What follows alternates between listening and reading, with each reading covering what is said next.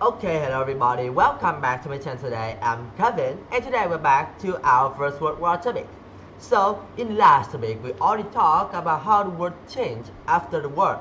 But there is one thing that we are not talking about. That is the soldiers' stories. Yes, I know that we already talked about the stories that the soldiers bring or brought from the war to their homeland themselves. But what I'm talking about here is that there is some other type of people. For example, novelists, playwrights, journalists came home from the war and feeling that it was their duty to write about their experience.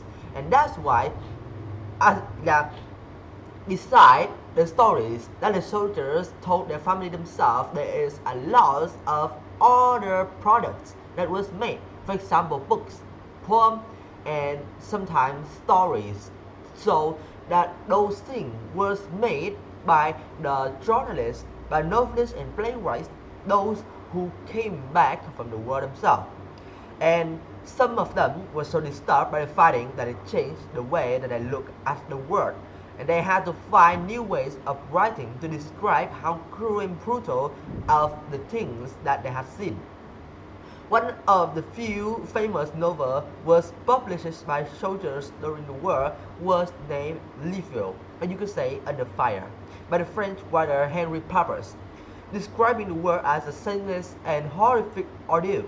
It caused outrages in France when it had appeared in bookstores in 1960. Papers had been a patriot and volunteered to fight, but after the fight, he was so shocked by the confusion and misery he saw on the battlefield, and of course, because of that, he became a pacifist, which means a person who loved peace. During the war, newspaper has been so heavily censored and laden with a lot of information about propaganda. So there are lots of people who didn't really trust them. Letters from the front were also censored. Sensitive details were cut or blacked out, but they gave a readers a better sense of the mood in the trenches after the war. Some soldiers and nurses even have their own diary or their letters in the wartime, and of course they publish them for the public who hungry to find out what really happened in the front. Different writers who had taken part in the fightings, of course, having different way to look and of course to respond to the war. Two British books, Edmund Blunt's Undertones of War and Robert Graves' Goodbye to All That, present the conflict as a hellish but necessary duty. But the German writer Ernst Junger took a very different turn. In his product, or you could say, in his book named In Storm of Steels, he praised the soldier's noble way of life and described the feeling of battle as a great excitement. Another German, Erich Maria Remarque, produced a powerful anti-war book, In Western Nichts Nails, or in English is named All Quiet on the Western Front.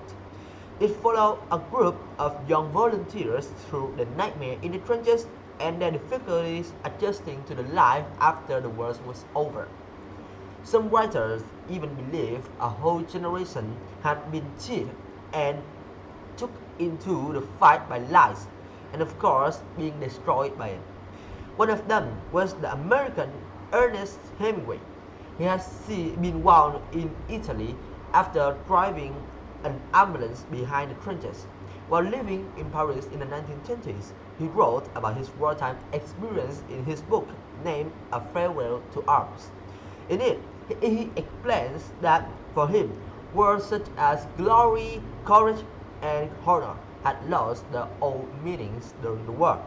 And of course, to describe the world after the war, he had come up with a new style of writing, using stark and brutal prose which struck a chord with many war-weary readers.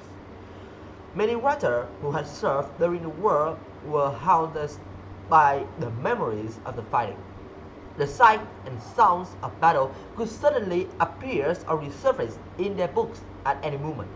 Even those books that were set in another timeline, or which mean the fake stories. For examples like magic, like Elden Ring, like Lord of the Rings, like games and like fantasy things. Okay, the things that are not really real, but the details and the feelings of the Pluto when it comes to a world sense still appear in the books that the journalists or novelists or writers who has like who've been through the world still sometimes appear in their own books.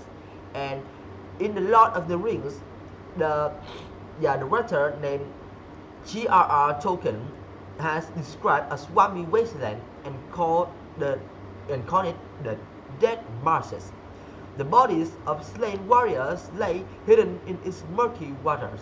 And of course, this is just a product of imagination, a fake word. But of course, the way that this writer described the dead bodies and how the soldiers' corpses laying in the mud is just like the dead soldiers of the First World War in the no man's land, lost in I'm sorry, lost in the thousands of the war in the mud. Okay, so that's all I want to talk to you guys today about about how the stories of the soldiers was delivered and of course turned into sometimes some books and even resurfaced in the writer's imaginary book. For example, as I said, Lord of the Rings. So that's all I want to talk to you guys today. And sorry because I don't know, but I feel a little bit sick and I don't know why I actually at this time. But yeah, that's all I want to talk to you guys today. Thank you for listening, and I'll see you guys in the next video. Bye bye.